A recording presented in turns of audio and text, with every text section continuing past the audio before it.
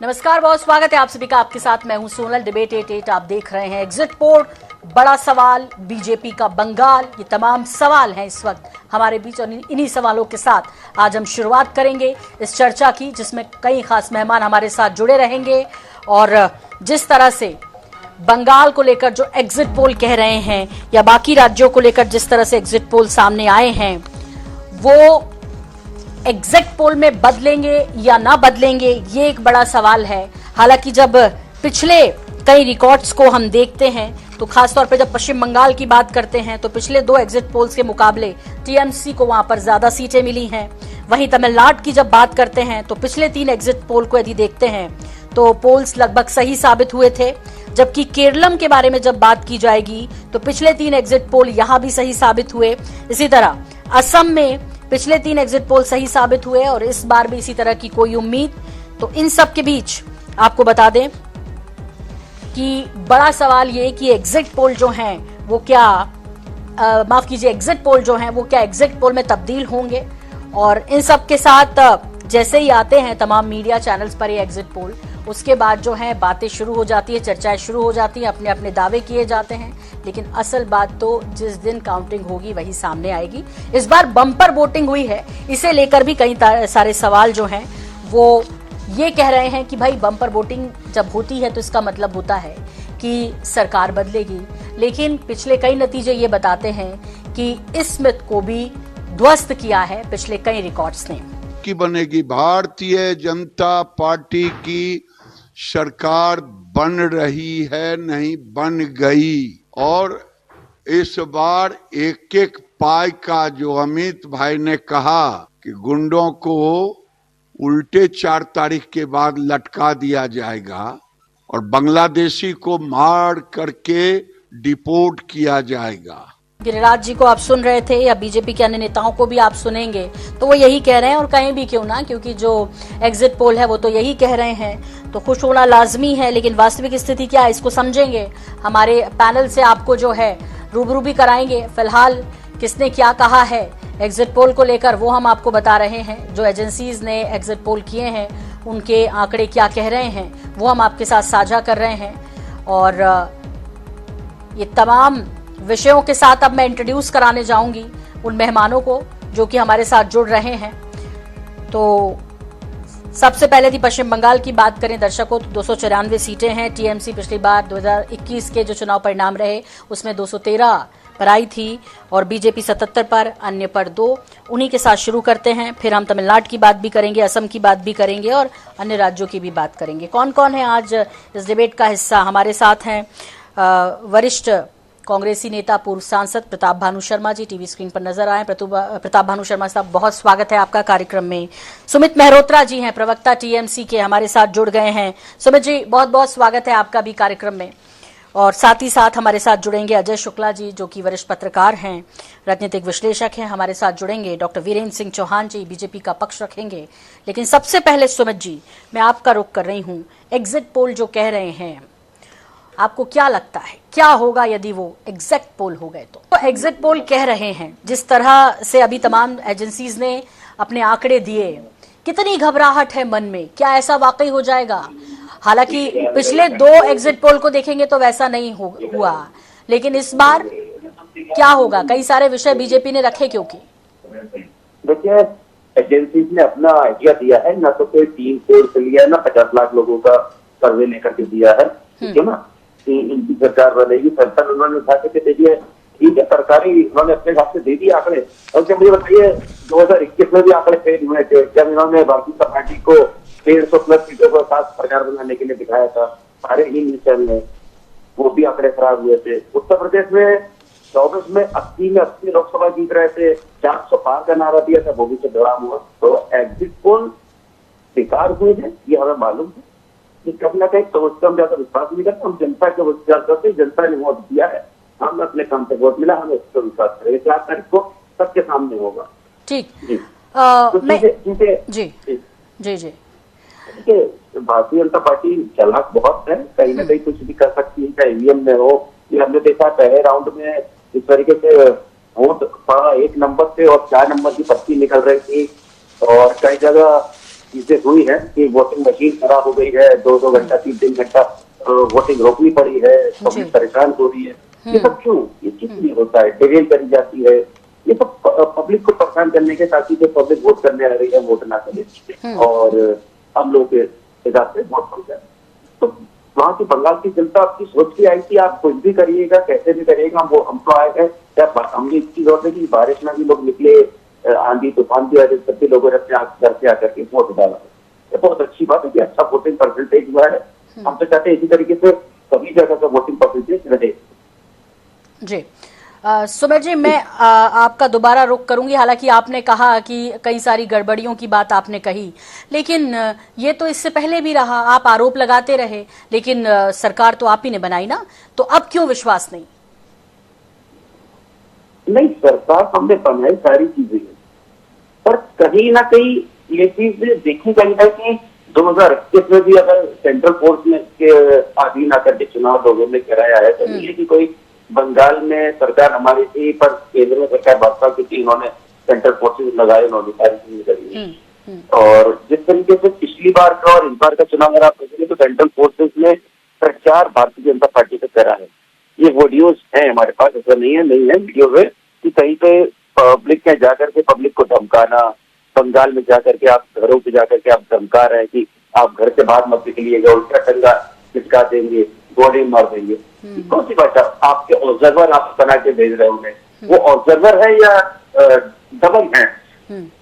ठीक है, पर मुझे लगता है जो आपने देखा जी सुन लीजिए, कई बात तो ऑब्जर्वर का काम होता है केवल ऑब्जर्व करना। ये कहीं भी कोई चीज गड़बड़ी होगी तो वहां के कप्तान को बताना, कप्तान एक्शन लेगा, तो उसका एक्शन इनके ऊपर होगा। सिंघम के ऊपर FIR हो चुकी है, ऐसे लोगों के खिलाफ कार्रवाई होनी चाहिए, चाहे किसी प्रदेश में हो, सिंघम हो चाहे कोई हो। अपने आप को ज्यादा सिंघम बनेंगे तो वहां की बंगाल की सरकार और बंगाल की जनता भी सजग है, पब्लिक सजग है कि किसी के घर से आप जाकर के आप धमका नहीं सकते।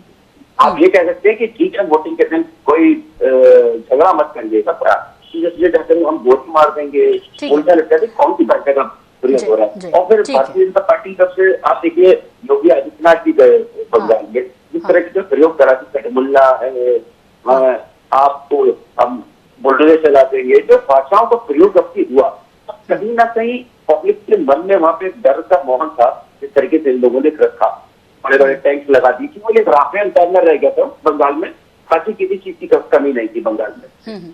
मुझे लगता है कुछ और एड ऑन करना चाहिए था आपको, जो आपने अभी तक नहीं किया। बाकी संस्थानों पर तो आरोप लगाते रहे, आपने भ्रष्टाचार की बात नहीं की कि लोग उससे भी त्रस्त हैं, आपने महिलाओं के खिलाफ होते अपराधों की बात नहीं की कि लोग उससे भी त्रस्त हैं, आपने जो हिंसा की खबरें आती रही उसकी बात नहीं की, आपने लेटर्स लिखे, समय समय पर यह माहौल बनाया कि जो व्यवस्थाएं उन्हें खराब करने की कोशिश की जा रही है। लेकिन ये भी वास्तविक कारण होंगे यदि एग्जिट पोल एग्जैक्ट में बदलते हैं तो।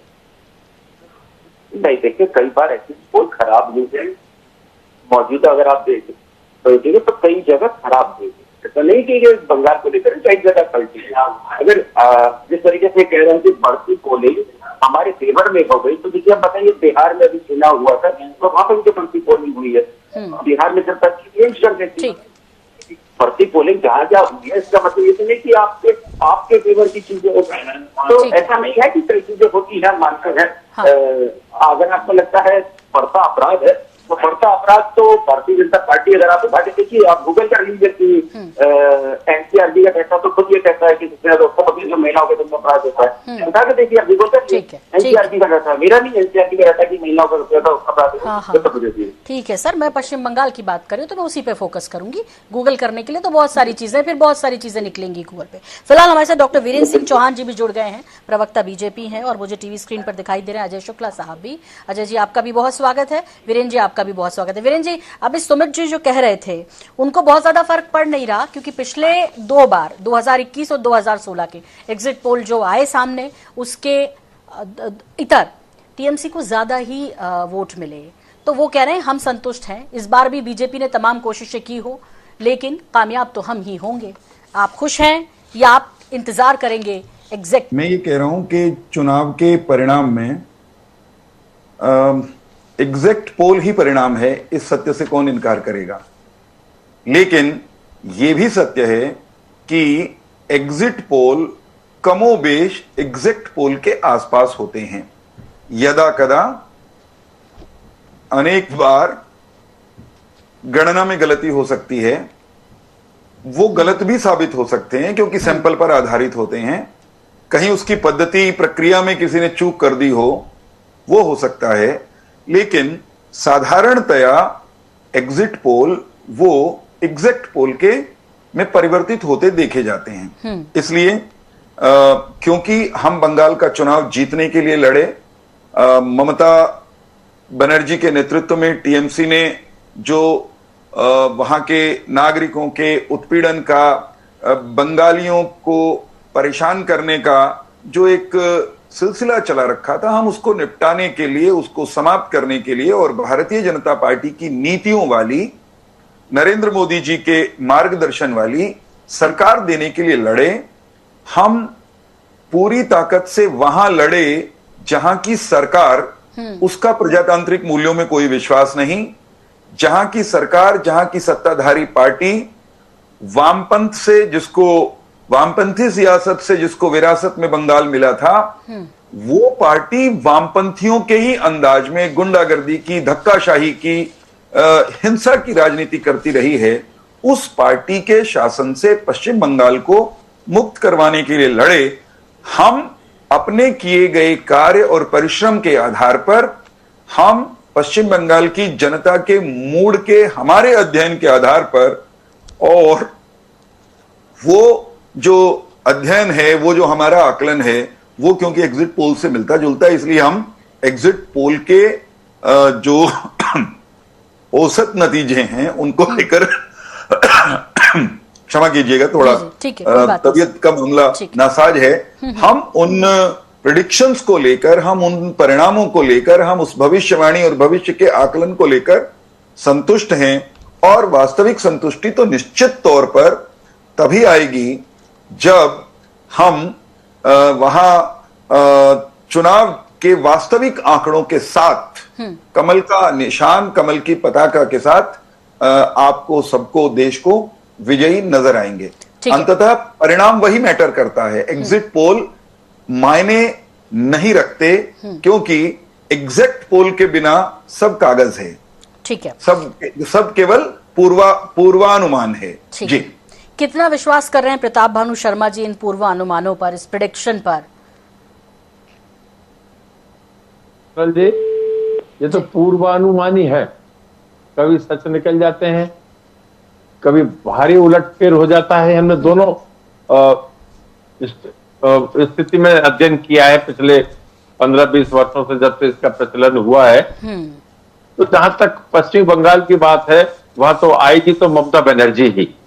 उन्होंने काम किया है, उन्होंने अपना स्थान बनाया है, और बीजेपी के पास आज तक कोई ऐसा स्थानीय नेतृत्व नहीं उभर पाया जो ममता को रिप्लेस कर सके। और वहां ये चुनाव में जो मैंने देखा है, नरेंद्र मोदी जी ने इधर केंद्र सरकार को छोड़कर, जिम्मेदारियों को छोड़कर पूरी तरह वेस्ट बंगाल में, पश्चिम बंगाल में केंद्रित किया। एड ऑन उन्होंने चुनाव लड़ा है। ये चुनाव ममता बनर्जी और नरेंद्र मोदी के बीच में हुआ, ऐसा प्रतीत हुआ। सभी देखते हैं, हमने भी यही अनुमान लगाया है। तो बंगाल की जनता जिस तरह से परेशान हो गई थी चुनाव आयोग से, जिस तरह से परेशान हुई है सीआरपीएफ को डिप्लॉय करने से, उनके अधिकारी, जो आईपीएस अधिकारी या दूसरे अधिकारी वहां पर पदस्थ हुए, और जिस तरह से उन्होंने डरा कर, दबाव देकर परेशान किया, वोट डालने से रोका लोगों को। 27 लाख वोट काट दिए गए वो एसआरए के नाम पर।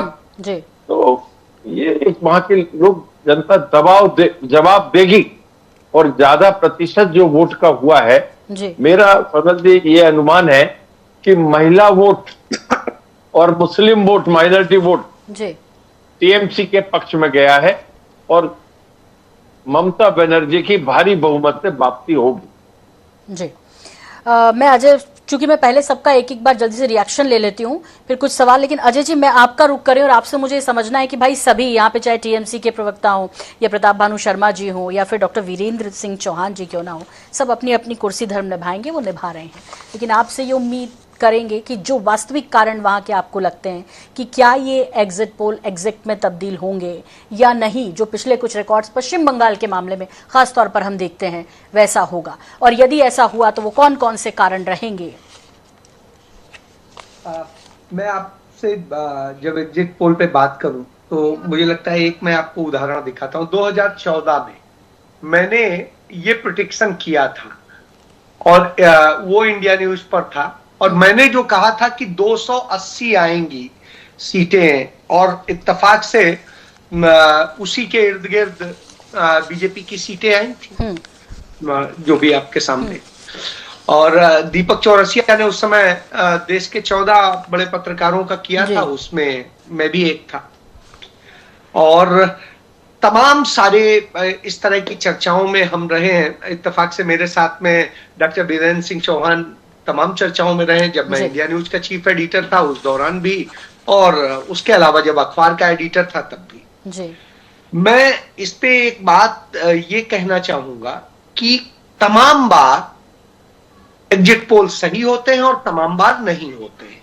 उसके पीछे वजह है कि क्या सैंपल साइज है, उसे किस ढंग से किया गया है, क्या वो स्टैटिस्टिक्स के जो रूल्स हैं उन्हें फॉलो किया गया है, या सत्ता के दबाव में या किसी दबाव में उसको चेंज किया गया है। मैं एक उदाहरण 2019 का देना चाहूंगा। मैं उन दिनों इंडिया न्यूज का चीफ एडिटर था।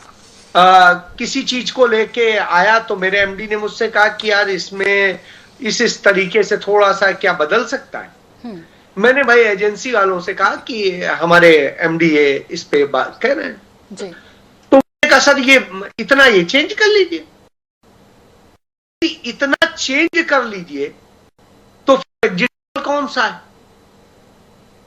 मैं पर्सनल एक्सपीरियंस शेयर कर रहा हूं। तो फिर एग्जिट पोल तो नहीं है, इसका मतलब सब मैनेज है।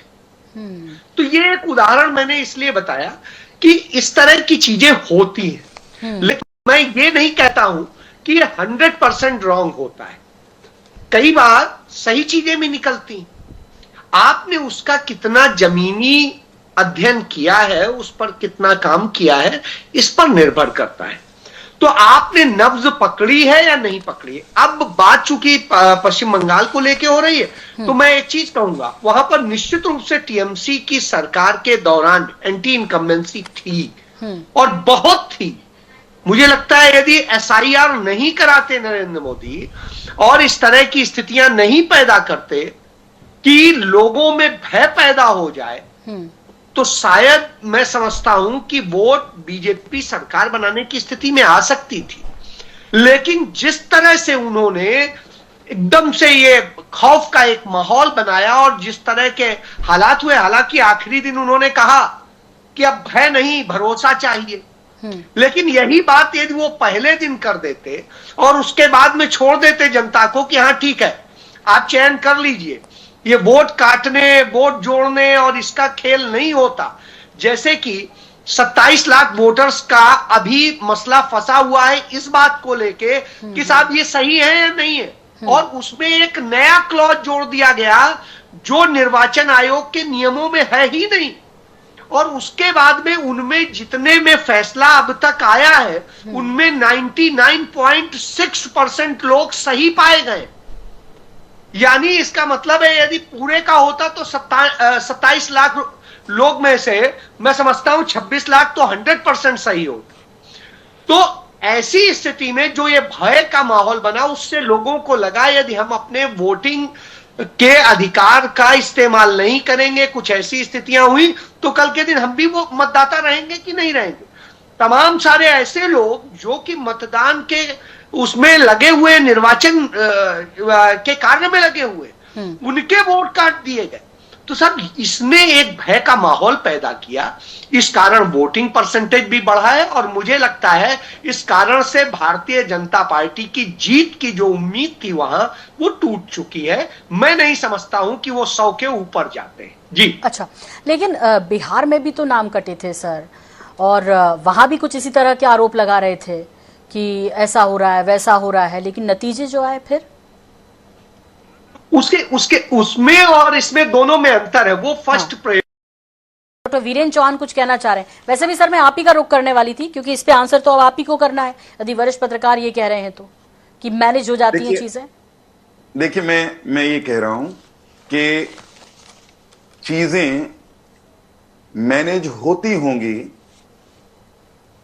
इस बात से इनकार मैं नहीं कर रहा, लेकिन ये भी मान लें कि डॉक्टर अजय शुक्ला मेरे बहुत पुराने मित्र हैं, ये अपनी तमाम प्रतिबद्धताओं को छोड़ करके विशुद्ध पत्रकार के भाव से ये कह रहे हैं कि सब कुछ मैनेज होता है, तो मैनेज तब करने का होता होगा या हो सकता होगा या होने की संभावना होती होगी जब मैनेज करने से परिणाम पर कोई प्रभाव आता हो। वो चुनाव से पूर्व के सर्वेक्षण पर तो कोई कर सकता है, कोई षड्यंत्र करे, कोई और वो किसने कब क्या कितना किया होगा, वो संभावनाओं को छोड़ दीजिए, अनंत संभावनाओं पे छोड़ दीजिए। मैं तो ये कह रहा हूं कि एग्जिट पोल अर्थात चुनाव में मतदान करके निकलने वाले मतदाताओं के मन के सर्वेक्षण पर आधारित जो परिणाम है तब किया गया है, तब वो राय ली गई है जब वोट नहीं बदला जा सकता, जब मन नहीं बदल सकते, वोट डल चुका है। भला उसको मैनिपुलेट करवाने में किसी सत्ताधारी दल, उसकी क्या रुचि हो सकती है, उसका क्या लाभ हो सकता है। तो जो लोग ये कह रहे हैं कि एग्जिट पोल भी मैनिपुलेट हो सकते हैं, वे तो तर्क की बात करते करते कुतर्क के महासागर में गोते लगा रहे हैं। मैं इस बात को बिल्कुल अस्वीकार करता हूं। मैं दलगत राजनीति से बिल्कुल हट करके, मैं भी पत्रकार रहा हूं लंबे समय तक, मैं विशुद्ध पत्रकार हो जाऊं तो भी इस बात में कतई कोई दम नहीं है। मैं प्रताप भानु जी को बताना चाहूंगा, मैं अजय शुक्ला जी को भी बताना चाहूंगा कि अगर एसआईआर किया है तो पहली बार एसआईआर नहीं हुआ देश में। एसआईआर नियमित रूप से नियमों के अनुसार पहले भी होता रहा है। पहले कभी इस तरह की बात उछली नहीं, क्योंकि जो आज सत्ता में बैठे हुए लोग हैं उनकी तरह आज के सत्ताधारी दल विपक्ष में रहते हुए हल्ला नहीं करते थे, कुतर्क का प्रचार नहीं करते थे। एसआईआर करके किया क्या है, फर्जी वोटर हटाए गए। एसआईआर करके घुसपैठिए जो सरहद पार से आकर बस गए, बसा दिए गए, उनको वोट देने के अधिकार से वंचित किया गया, जो कि मेरा अधिकार है।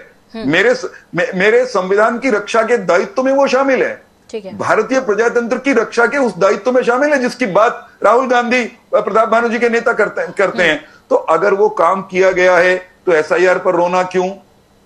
अगर ममता बनर्जी वहां हारती हैं, जो कि मुझे दिखाई दे रहा है, उसके लिए अब बहाने आपने ढूंढने शुरू कर दिए हैं ममता जी के मित्रों ने और उनके प्रवक्ताओं ने और कांग्रेस ने भी। तो ये मुझे लगता है कहीं ना कहीं ये जो आशंकाओं को आधार बनाकर और ठीकरा कहां कैसे कैसे फोड़ना है उसकी तैयारी ये कर रहे हैं।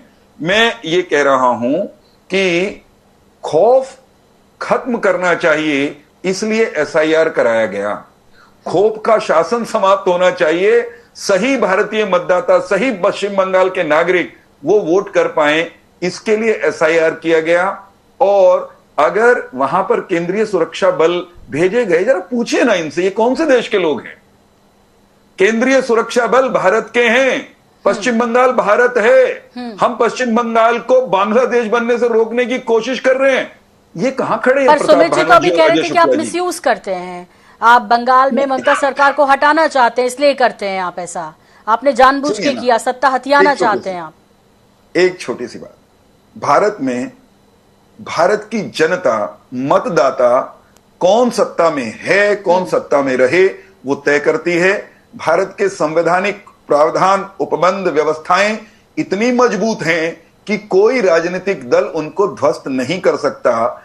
ये जो नरेंद्र मोदी और भारतीय जनता पार्टी के काम करने के तरीके हमारे जनता के दिलों में जगह बनाने के तौर तरीकों का मुकाबला नहीं कर सकते। वे नकारे हुए लोग फिर बहाने ढूंढते हैं। यूं कहा जा सकता है, नाच न जाने आंगन टेढ़ा वाले मित्र हैं। वो कभी एसआईआर का जिक्र करेंगे और कभी इस हद तक जाएंगे कि केंद्रीय सुरक्षा बल जो निष्पक्षता के लिए जाने जाते हैं, उनको भी ये नरेंद्र मोदी का या भारतीय जनता पार्टी का सुरक्षा बल बनाएंगे? इनसे पूछिए जरा। नहीं वहां पर अगर ईमानदारी से चुनाव कराना है, हाँ एक वाक्य दीजिए, अगर ईमानदारी से चुनाव कराना है, शुद्धता के साथ चुनाव कराना है, तो क्या बांग्लादेश के सुरक्षा बल वहां तैनात किए जाएं या सोनिया गांधी की कमांड में चलने वाले सुमित जी जवाब दीजिए। विश्वास तो किसी पर भी नहीं करते, पर फिर भी आप पिछले बार के रिकॉर्ड से उलट आपकी सरकार बनी ना, तो विश्वास आप तब भी नहीं करते थे। लेकिन इन आरोपों के इतर जो अभी वीरेंद्र जी ने कहा उसका जवाब चाहिए। दूसरा ये भी चाहिए आपसे जवाब कि भाई ये ठीक है, आपने पहले आंसर में कहा कि इन चीज़ों का मिसयूज कर रहे हैं, बंगाल की शांति को भंग करने की कोशिश कर रहे हैं, लेकिन वो कौन कौन से मुद्दे होंगे जिसे लेकर टीएमसी को जनता ने इस बार भी वोट किया होगा? कई चीजें इस तरीके से भी भारतीय जनता पार्टी के हम लोगों ने वहां पर जिलों को बात करने का काम है और शांति भंग होती थी, लड़ाई झगड़ा होता था, हम लोगों सीआरपीएफ लगाती, तो भाई सीआरपीएफ लगा करके आप लोगों ने मुद्दा था।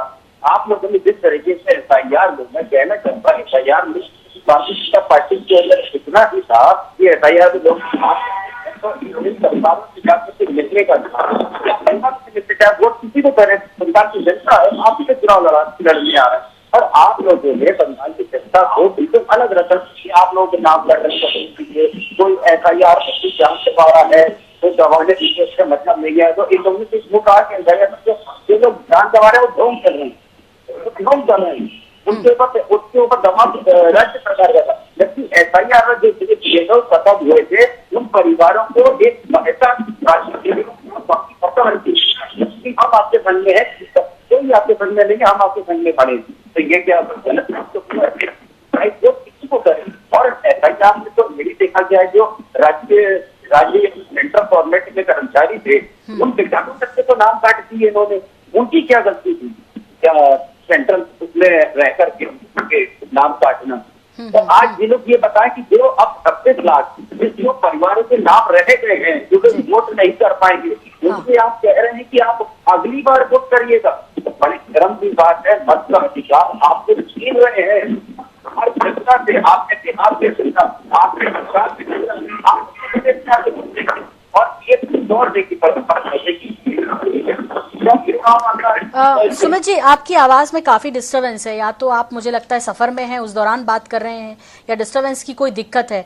आपसे दोबारा कनेक्ट करेंगे। एक बार मैं अपनी तकनीकी टीम से कहूंगी कि एक बार फिर से उनको जोड़िए ताकि आवाज ठीक ढंग से सुनाई दे और डॉक्टर वीरेंद्र सिंह जी को भी कुछ कहने मिले, यह सवाल उनसे पूछ सकें। प्रताप भानु शर्मा जी, जिस तरह सुमित जी कह रहे थे सिर्फ दूसरों की गलतियां गिनाने से चुनाव जीत जाएंगे, या टीएमसी ने क्या क्या वो चीजें की है जिसके लिए लोगों ने उनको वोट किया होगा, क्योंकि वहां कानून व्यवस्था को लेकर मामले उलझते रहे। अभी जिस तरह से डॉक्टर वीरेंद्र कह रहे थे कि भाई बांग्लादेश से बुलानी थी क्या पुलिस चीजों को संभालने के लिए, तो ये बात तो बिल्कुल सही है कि पश्चिम बंगाल जो है वो देश से अलग तो है नहीं। प्रताप भानु जी, तो कानून व्यवस्था बिगड़े तो पहली जिम्मेदारी किसकी? ये तो जब भी इनके ऊपर कोई बात कहेंगे या केंद्रीय फोर्स की बात करेंगे तो ये बांग्लादेश की और पाकिस्तान की बात कर लेंगे। इन हिंदुस्तान की बात या हिंदुस्तान की फोर्स की बात है, तारीफ करना तो आएगा ही नहीं। यदि वो गलत कर रहे हैं, भय का माहौल बना रहे हैं, तो सही बात तो जनता जनार्दन को और हम लोगों का फर्ज बनता है, हम लोगों का फर्ज बनता है कि हम उसको उठाएं और आप तक पहुंचाएं। सोनल जी, 11-12 साल में इन्होंने कभी क्यों कैसे घुस के आए बांग्लादेशी या घुसपैठिए? इन्हें चुनाव में ही ये उसका क्यों बनाते हैं मुद्दा, घुसपैठी आ गए, बांग्लादेशी आ गए। भारत सरकार की जवाबदारी होती है, केंद्रीय रिजर्व फोर्स की जवाबदारी होती है, बॉर्डर सिक्योरिटी फोर्स की जवाबदारी होती है। It is the failure of the government of India. Modi सरकार की फेलियर है यदि वहां पर बांग्लादेशी आए हैं, घुसपैठिए आए हैं। उसे स्वीकार करना चाहिए। उसको स्वीकार करने के बजाय दुष्प्रचार करते हैं, झूठे आरोप लगाते हैं, बांग्लादेश की बात करते हैं। जरा देखो तो आप किस तरह की बातें चुनाव में इन्होंने करी है। एसआईआर अच्छा, प्रताप भानु शर्मा जी, एक मिनट, आप विपक्ष में हैं इसलिए एसआईआर आपको पसंद नहीं आ रहा, या आपको सिर्फ उसका विरोध करना है? जैसे वीरेंद्र जी ने कहा कि पहले भी होता रहा, या आप क्या चाहते हैं? वाकई में आप देश का हित चाहते हैं ना? आप चाहते हैं कि जो घुसपैठिए हैं उनके नाम छटनी किए जाएं, तो उसमें गलत क्या है? नहीं, कोई गलत नहीं है, पर इनने 12 साल से क्यों नहीं करा? चुनाव के एन मौके पे 3 महीने 4 महीने में एसआईआर क्यों करवा रहे हैं? एसआईआर लगातार निरंतर प्रक्रिया होती है, परंतु सुप्रीम कोर्ट को दखल क्यों देना पड़ा? हाँ। क्योंकि इन्होंने एसआईआर करने के चुनाव आयोग ने मुद्दे बदल दिए। सरकार के दबाव में इतने सारे प्रमाण मांगे कि यदि किसी एक जिले से बहू शादी होकर विदिशा में या भोपाल के घर में आ गई तो उस घर के मुखिया का एफिडेविट नहीं है, वो वहां से 2003 की मतदाता सूची में से नाम लेकर आओ, ये प्रमाण पत्र दो, हमें आधार कार्ड नहीं मांग। अरे आधार कार्ड बेसिक डॉक्यूमेंट है आज की तारीख में नागरिकता का। हर एक को अधिकार पत्र दिया हुआ है आधार कार्ड में। यदि वो गलत है तो उसकी स्क्रूटनी क्यों नहीं की गई? और वो उसे जब सुप्रीम कोर्ट ने कह दिया कि आधार कार्ड इसका एसआईआर में एक बेसिक इंस्ट्रूमेंट रहेगा, तब इनने माना है। इनकी इतनी हठधर्मी रही चुनाव आयोग की सरकार के दबाव में कि जनता में, एक आम जनता में भय हो गया। यदि अमृत सेन का नाम नहीं आ रहा, यदि नेवल चीफ का नाम नहीं आ रहा, यदि और ऐसे हस्तियों के नाम नहीं आ रहे जो वहां पर आसाम की, पश्चिम बंगाल की हस्तियां रही हैं, राष्ट्रीय अंतर्राष्ट्रीय स्तर के लोग रहे हैं, उन्हें सफाई देना पड़ रही है। ठीक है, उन्हें जन्म प्रमाण पत्र मांगा जा रहा है। ये इस तरह का ऐसा गलत एसआईआर का उपयोग मैंने 50 साल में अपने जीवन, मैंने भी कई बार एसआईआर में अपनी पुष्टि कराई है, नाम बढ़ाए हैं, घटाए हैं, परिवार में नाम जुड़वाए हैं, पर इतने भेदभाव से, इतने दबाव में कभी एसआईआर नहीं हुआ है। डॉक्टर वीरेन, बहुत संक्षेप में आपसे आंसर चाहिए क्योंकि मुझे फिर डॉक्टर अजय का भी रुख करना है। सुमित जी से भी बात अधूरी रह गई थी, जल्दी से।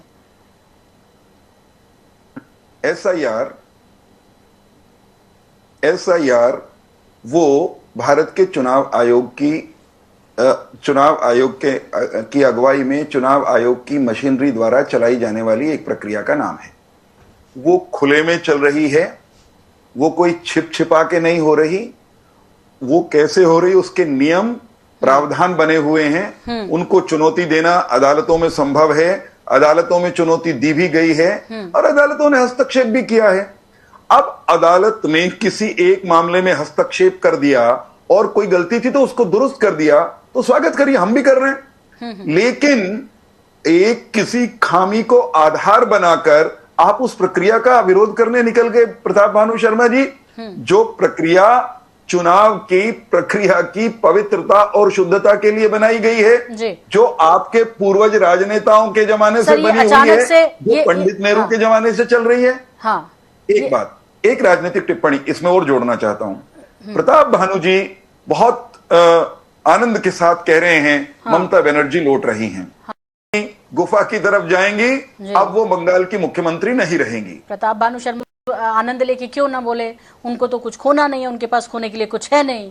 आप ही देखिए, मेहनत कर रहे हैं लगातार, लेकिन टाइमिंग को लेकर जो सवाल है वो तो लाजमी है। टाइमिंग यदि आप कह रहे हैं प्रक्रिया है, अजय जी ऐसी प्रक्रिया चलती है या इत्तेफाक हो जाता है एसआईआर को लेकर? दूसरे, यदि आपसे बात की जाए, जैसे आपने कहा कि ये तमाम मुद्दे रहेंगे और इसीलिए बीजेपी को वहां नुकसान उठाना पड़ सकता है, भाई टीएमसी को क्या क्या फायदे हो सकते हैं, ये भी महत्वपूर्ण है। क्योंकि अब मेरे को बाकी राज्यों का भी रुख करना है, तो जल्दी से आपसे इस पर टिप्पणी चाहूंगी कि जिसकी वजह से लोगों ने वोट किया होगा। इस पे जो सबसे बड़ी बात है, पहली बात कि प्रोफेसर वीरेन ये बिल्कुल गलत बता रहे थे कि इसके पहले कभी भी देश में विशेष पुनर्निरीक्षण हुआ है, गहन पुनर्निरीक्षण हुआ है। इसके पहले कभी नहीं हुआ है। भारत में वोटर का पुनर्निरीक्षण सिर्फ हुआ है, विशेष गहन पुनर्निरीक्षण कभी नहीं हुआ है। यदि एक ऑर्डर की कॉपी दिखा दे इसके पहले की, तो जो कहूंगा हार जाऊंगा। सबसे पहली बात तो यह है, यह तथ्य गलत है, नंबर 1। नंबर 2, इसमें जो सबसे बड़ी चीज है कि जिस तरह से यह पक्षपात पूर्ण ढंग से हुआ है, विरोध उसका है, जो उसका टाइमिंग फिक्स की गई है, विरोध उसका है, विरोध इसका नहीं है। सत्ता आपको जनगणना करानी थी 2021 में, आपने नहीं कराई, अभी तक हुई नहीं है, अब कब तक कंप्लीट होगी देखना होगा। अब इसी तरीके से सारी चीजें डिले ये करेंगे, फिर उसके बाद अचानक ला देंगे। अब कहते हैं कि घुसपैठी है और सारी बातें जब कहते हैं तो सबसे बड़ा सवाल उठता है, तो इसका मतलब है कि नरेंद्र मोदी एक नाकारा प्राइम मिनिस्टर है? खुद ही कह रहे हैं, साबित कर रहे हैं। क्योंकि यदि वो योग्य प्राइम मिनिस्टर है तो 12 साल की सरकार में कितने लोग उन्होंने घुसपैठिए निकाले? ये तो भारत सरकार का अधिकार क्षेत्र है, किसी का नहीं। भारत की सीमाएं केंद्र सरकार के अधीन आती हैं, भारत का विदेश मंत्रालय केंद्र सरकार के अधीन आता है, अर्धसैनिक बल केंद्र सरकार के अधीन आते हैं। तो फिर ऐसी स्थिति में घुसपैठिए कहां से आ गए? और जब 2001 में गहन पुनर्निरीक्षण हुआ था, जिसे कह रहे हैं वो विशेष पुनर्निरीक्षण SIR, वो SIR नहीं था, तो उस दौर में क्यों नहीं ये बताया कि इतने लोग घुसपैठिए हैं? और उसके बाद में जब 2011 की जनगणना हुई तो उसमें भी कोई नहीं ऐसे पाए गए। जो लोग पाए गए थे, डॉक्टर मनमोहन सिंह की सरकार ने उसमें 88,000 समथिंग लोगों को इस देश से डिपोर्ट किया था।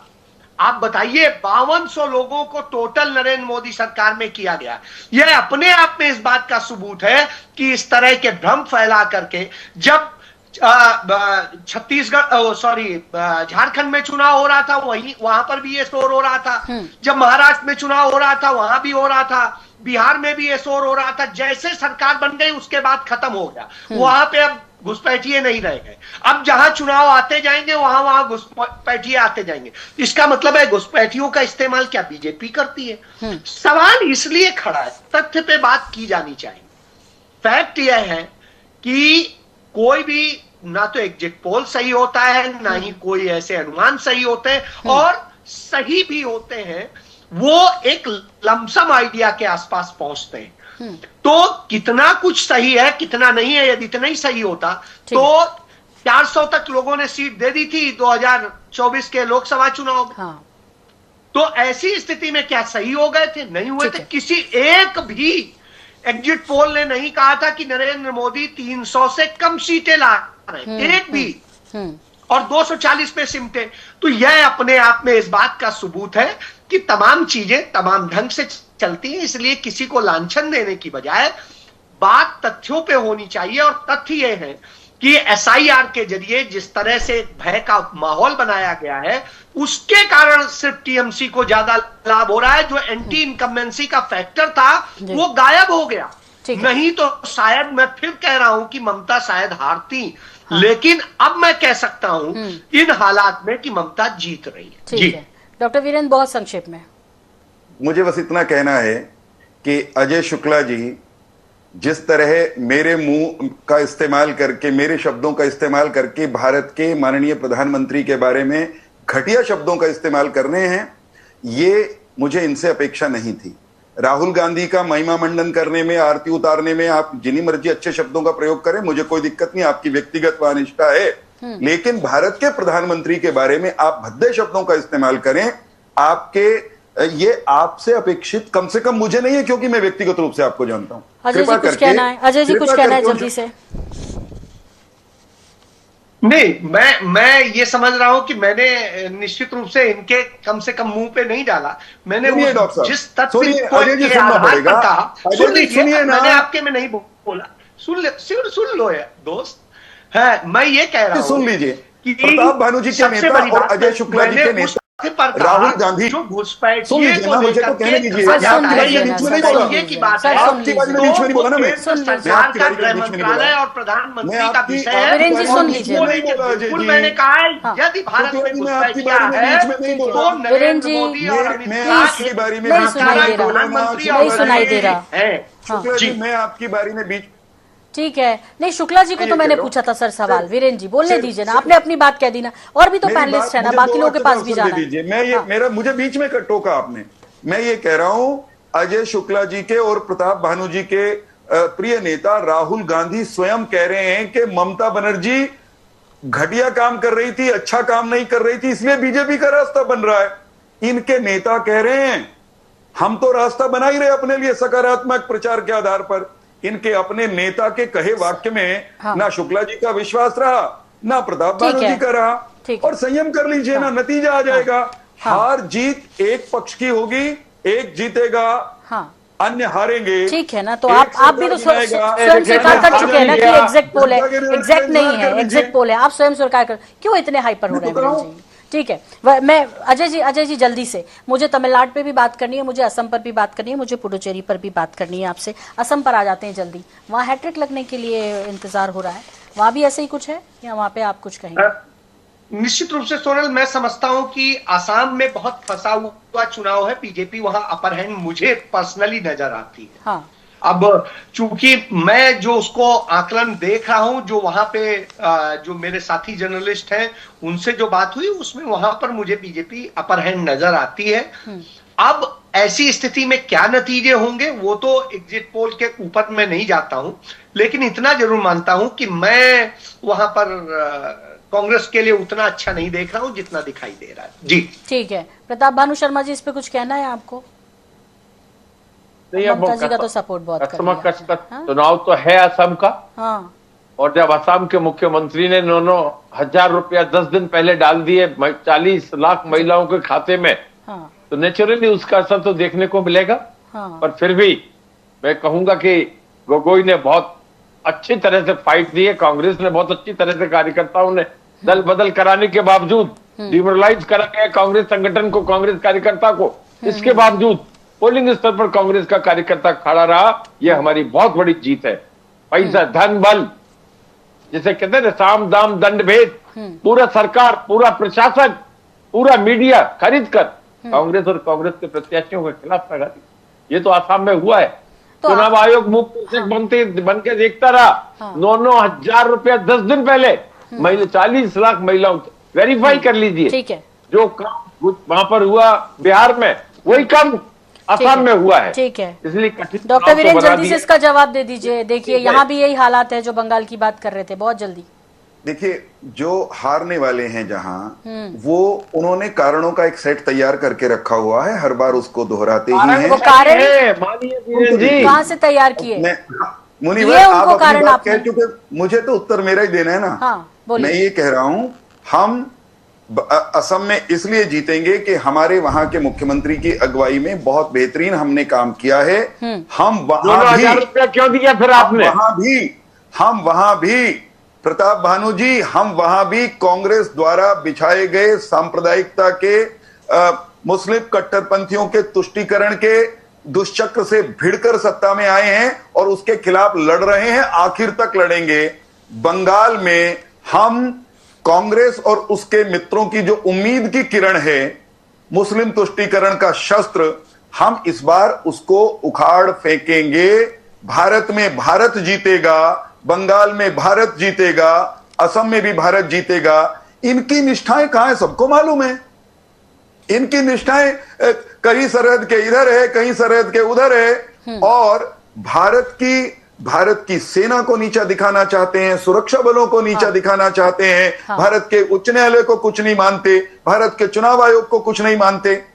वही चुनाव आयोग, वही उपकरण, अगर वहां इनकी सरकार बन जाती है, बनेगी ना एक आध राज्य में विपक्षियों की, वहां चुनाव आयोग बहुत अच्छा होगा साहब, वहां ईवीएम भी बहुत अच्छी होगी जी। वहां भारतीय जनता पार्टी वो ठीक रास्ते पे शायद चल रही होगी, उस तरह की बात नहीं लेकर नहीं आएंगे। ये जो दोगलापन है, यही इनकी बड़ी कमजोरी है।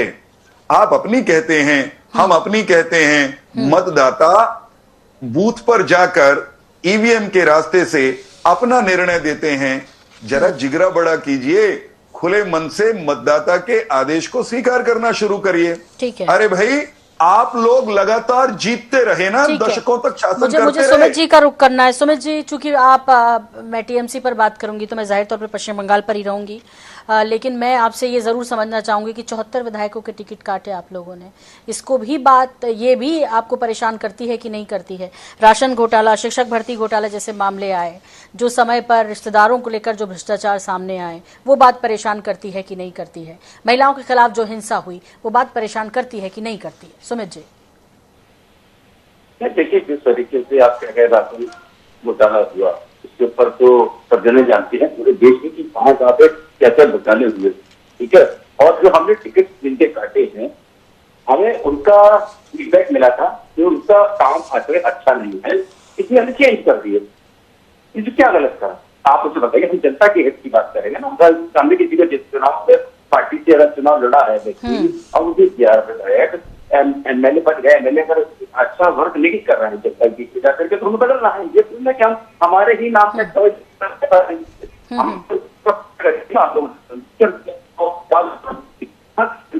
ममता दीदी जो भरोसा दिखाया है, ममता दीदी को नेता माना है, तो ममता दीदी की इसका चुनाव है। हर कैंडिडेट के ऊपर ममता दीदी है। पूरी 15 में 294 सीट जो हमारे इधर पे लोग, उसमें ममता बनर्जी ही रहती है, ममता बनर्जी ही विधायक है, ममता बनर्जी ही उसको जमा देगी। तो जनता ये चीज देखती है कि आज विधायक नहीं ममता बनर्जी को नेता मानती है, ममता बनर्जी ही वहाँ पे सब कुछ देती है। तो जनता के हित से हम लोग काम करते हैं, जो जनता के लिए आवाज उठाते हैं, जनता की लड़ाई करते हैं। FIR में हो, कभी किसी चीज के लिए, कभी जो CBI ED का भी इन लोगों ने प्रदर्शन करा है वहाँ पे बंगाल में, केवल बंगाल में लेकर के जहाँ जहाँ जब चुनाव होता है, अभी आप देखिए कि इन्होंने हमारे आईपैक के जिस डायरेक्टर को पकड़ा था दिल्ली से, उसे आज तक जमानत मिल गई। चुनाव खत्म हुए, अब जमानत दे दी इन्होंने। क्या चुनाव खत्म हो गया, आज देखिए आपका काम खत्म हो गया। ना कोई सबूत थे, ना कोई चीज थी। जिस तरीके से CBI ED का गलत प्रयोग करते हैं ये लोग पूरे देश के अंदर, विपक्ष के यहाँ जाकर के राजनीति का, जनता ये भी देख रही है कि आप लोग जब कुछ होता CBI ED भेज करके लोगों को पिटवाना, उठाना करते सारी चीजें। और अभी भारतीय जनता पार्टी के प्रवक्ता कह रहे थे कि हाँ हमारे तो बहुत अच्छा है, हम तो 200+ सीटों से सरकार बनाएंगे। मैं फिर वही कहना चाहता हूँ कि जो एग्जिट पोल आ रहे हैं खराब होते हैं और आप हम इस बात को इस बार 4 तारीख को सबूत दे देंगे कि ये खराब है। ठीक है, चलिए इंतजार करेंगे और फिर बैठेंगे और एग्जिट पोल पर बात करेंगे। केरलम के बारे में मुझे आपसे समझना अजय जी बहुत संक्षेप में, मुझे पुडुचेरी के बारे में और तमिलनाडु के बारे में बहुत संक्षेप, समय कम है क्योंकि देखिए केरल मैंने खुद पर्सनली विजिट किया है और पूरा वहां पर मैंने 10 दिन लगाए हैं। तो मैं ये कह सकता हूं कि केरल में मुझे कोई ये नहीं, LDF और उनके बीच में थी। LDF 10 साल से सत्ता में है, उसकी एंटी इनकम्बेंसी है। और उसके बाद में वहां पर जो एक ये मैसेज है पब्लिक के बीच में कि LDF ने बीजेपी के साथ अंदर खाते हाथ मिला लिया है, यह बात पब्लिक के में लगातार चर्चा में थी, जिसका नुकसान LDF को हो रहा है। और इसलिए वहां पर मैं कांग्रेस को मानता हूं। जी ठीक है, जी सर। पुडुचेरी में देखिए फंसा हुआ मुझे चुनाव लगता है, और मुझे लगता है कि वहां पर बीजेपी और कांग्रेस अलायंस दोनों के बीच में मुकाबला बहुत कड़ा है। वहां पर क्या नतीजे आएंगे मैं उसको एग्जैक्ट नहीं है, लेकिन यदि आप तमिलनाडु की बात करेंगे तो तमिलनाडु में मुझे जरूर है कि DMK आ रही है। जी ठीक है। तो कम से कम इस एग्जिट पोल को तो आप जो है वो मान्यता दे रहे हैं जो अभी निकला है। बहुत संक्षेप में इन्हीं तीनों पर प्रताप भानु शर्मा जी आपका, और फाइनल कमेंट पे डॉक्टर वीरेंद्र का लूंगी। मैं इन तीनों राज्यों का बहुत बड़ा विशेषज्ञ नहीं हूं, मेरी जानकारियां बहुत सीमित हैं, लेकिन जितनी जानकारी मेरे पास है, पुडुचेरी में हमारा गठबंधन वो सरकार बनाएगा और केरलम में भी कमलम आगे बढ़ेगा, विस्तार होगा हमारा। और ठीक कहा अजय शुक्ला जी ने कि हम वहां वैसे तो नहीं है जैसे उत्तर प्रदेश में और हरियाणा में हैं, लेकिन जैसे हम कभी हरियाणा में भी दिखाई नहीं देते थे सरकार बनाने की स्थिति में, आज हम तीसरी बार वहां सरकार चला रहे हैं लगातार। तो दक्षिण में हमारा विस्तार होता हुआ दिखाई देता है, साफ साफ उत्तर में बैठकर भी हम दक्षिण में अपना विस्तार देख पा रहे हैं। और हमने वहां पर अपनी बढ़त स्थानीय निकायों के चुनावों में वो दिखाई है।